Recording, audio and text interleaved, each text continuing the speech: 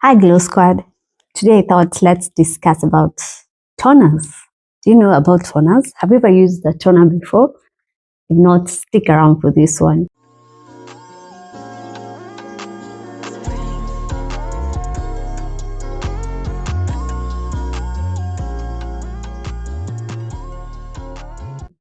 Hi Glow Squad. My name is Judy Jeruto, a certified skincare therapist and your favorite glow skincare bestie. So today I thought we'd discuss a bit about toners. So toners before were very harsh. They had a lot of alcohol and astringents, which were not, they were reacting very harshly to the skin. But these days, toners are very necessary and very gentle. And now let's get into it fast. Do you know why we use toners? Toners, we use them for three reasons. Number one, to hydrate the skin, especially melanated skin, because we have less ceramides than Caucasian skin. We need to hydrate our skin more. So the more hydration you get your skin, the better. Number two, to remove any dirt that might have been left while you're doing your cleansing. And number three, to prepare the skin for the next routine in your skincare routine. So to prepare the serums, to prepare your moisturizer, the oils to penetrate and get deep into the skin and do all the good things that it's doing for your skin. So how do you know the best toner for your skin type? You have to buy toners based on your skin type and your skin concerns. Number one, if you have your skin is inflamed, whether it's from very reactive acne that is painful, that is inflamed, if you have eczema, if you have psoriasis, if you have dermatitis, you need to buy toners that have anti-inflammatories. Some examples of anti-inflammatories, we have aloe vera, we have panthenol, which other? Let me remember another one. Centella asiatica, which a lot of K-beauty products use. These are good anti-inflammatories. If you have dry skin, look out for water magnets, or what we call humectants.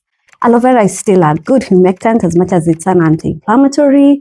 Hyaluronic acid, which other ones are there? Glycerin, ginseng. K-beauty uses ginseng in their products. Panthenol, which is also a good anti-inflammatory. Look for them in ingredients, in the ingredient list or from the packaging. If you have oily skin, first, if you have acne-prone skin, look out for salicylic acid that is not more than 2%.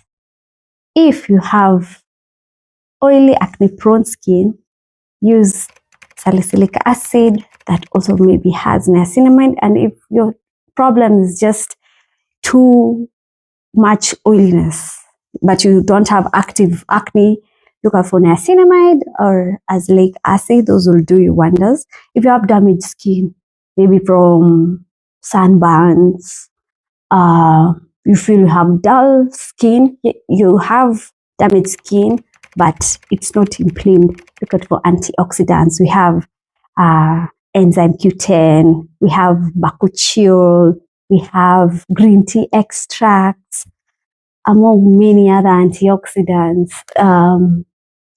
Which other ones do we have? Resveratrol, licorice root.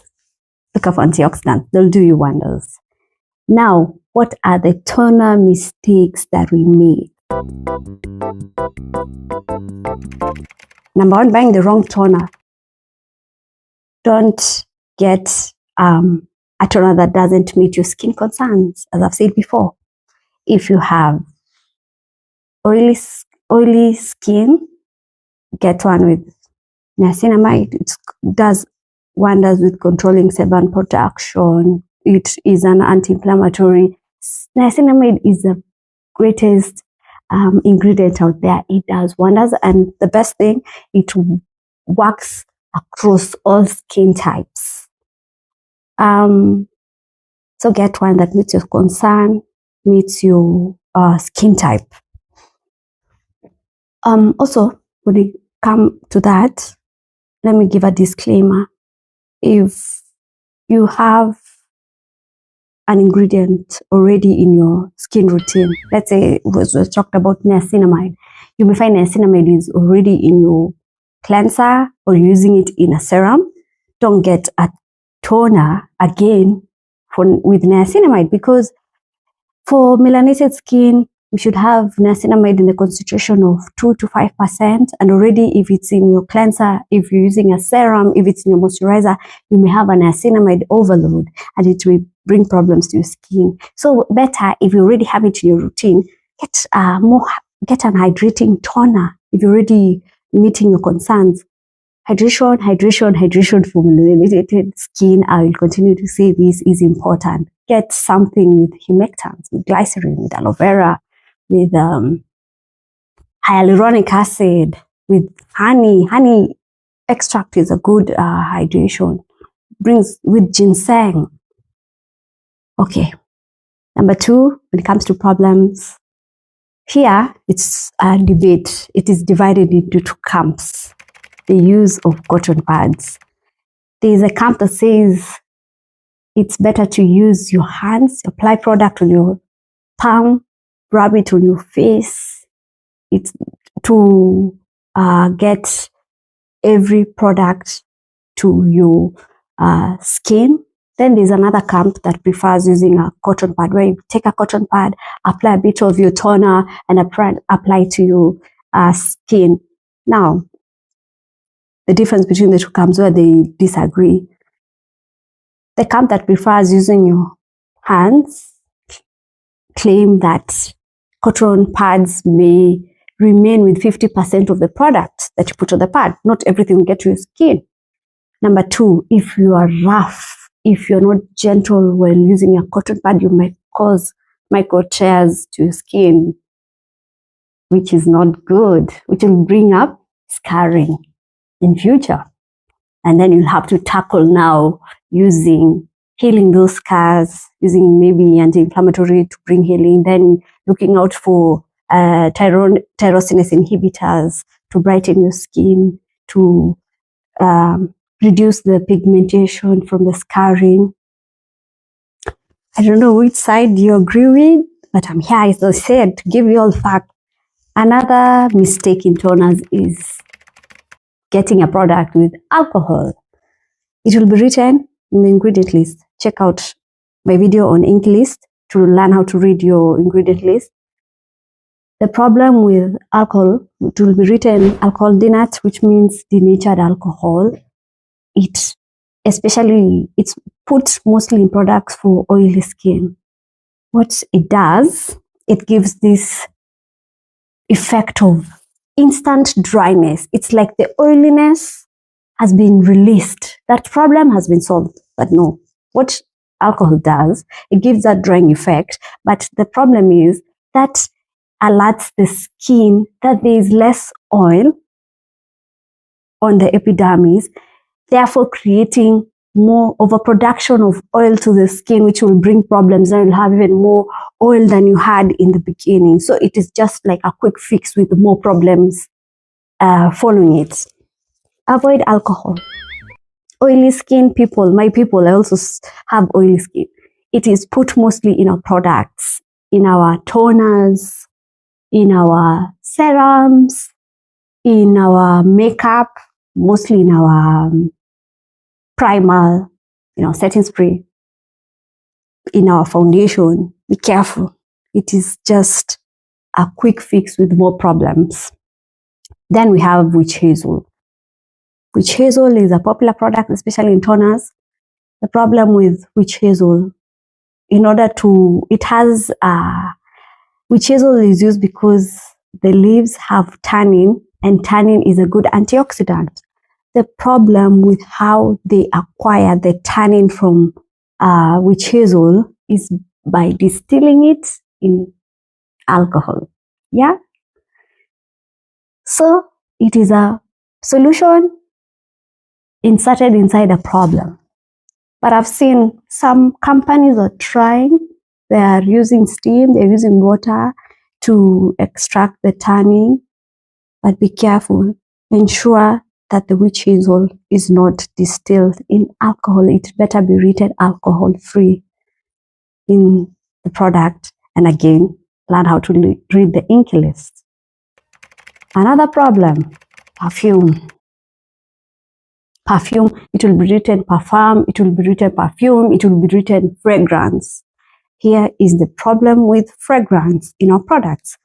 First, it is a skin sensitizer. What does that mean? The problems, you won't feel it right now. It may take months, may take years of using a product, and it will work. And then at some point, you'll wonder, why am I using this product? And it's not working. It has made your skin sensitized to the good, and sometimes it's the good ingredient in the product, but because of fragrance, it has become sensitized. Number two, photosensitivity. You may go out in the sun and your skin feels like it's burning, like it's reacting to UV rays and becoming very reactive when you're outside because of fragrance. Number three, it may lead to contact dermatitis. My people with sensitive skin, if you have dermatitis, if you have eczema, if you have psoriasis, if you have rosacea, if you have acne-prone skin, you should be in the first line of avoiding perfumes, fragrance, parfum, whatever is written. And number four, there is something. A company can keep some of its ingredients as a state secret, as a company secret. It is in the law. And if they don't want you to know, and sometimes maybe many compounds, they can name it under fragrance, and there's nothing you can do. It is called, I don't remember the name, but it's just their formulation secret. They don't have to tell you because it is protected in the law. And so what will they write to you? Fragrance. People are now, they know we are now awake, they now know we are alarmed, they now know we are learning, and that many companies are trying, they are reformulating their ingredients, they are putting the right concentration, they are looking out for us melanated skin. So we are getting there, but it's a marathon. We're taking steps, one step at a time.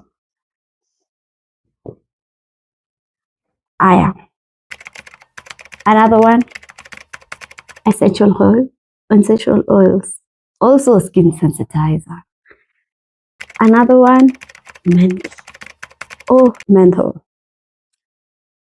This again, it's mostly targeting oily, acne-prone skin. The problem with menthol, it gives that cooling effect. You feel that breeze, like something has worked. It's doing wonders for your skin.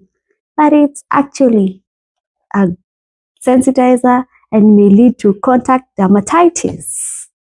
So, with this, if you have serums that are meeting your concerns, just get a hydrating toner with humectants, niacinamide.